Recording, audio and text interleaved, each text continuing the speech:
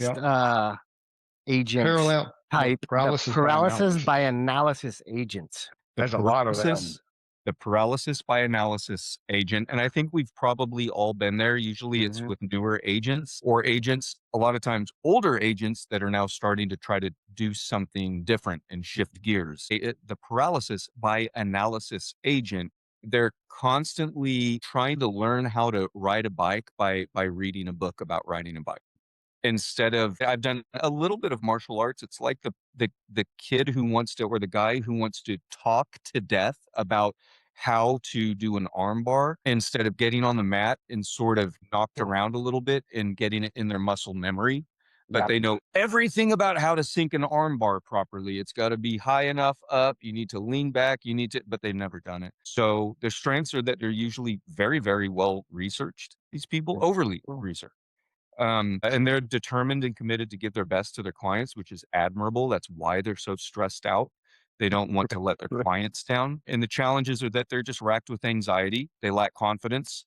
They are expecting to fail instead of expecting to win. Interesting. And they miss out on opportunities. I'm a firm believer, and again, I'm no real estate coach, but just in life in general, I realized in my 20s, if you know, my philosophy is if you feel comfortable with about 80% of a subject, just wing the 20%. Learn that other 20% as you go.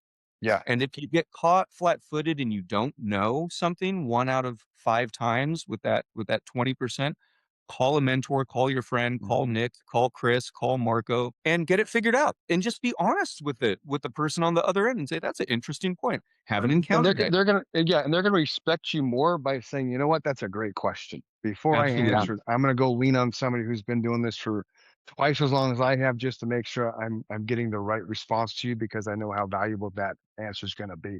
I've done that.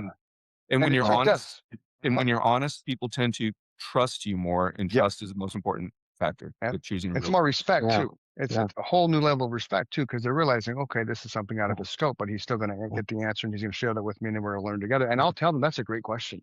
That's a video. You just gave me another video content because nobody's asked me that. You know, this is how I would respond to that, and then and then legit, I'll make a video out of it. It almost feels like a team, like a team effort. Give them ownership to it. This kind of actually reminds me of a buyer, maybe a first-time buyer too, right? Where they feel like they need to know everything about all things contract, the house, all this before they make that move.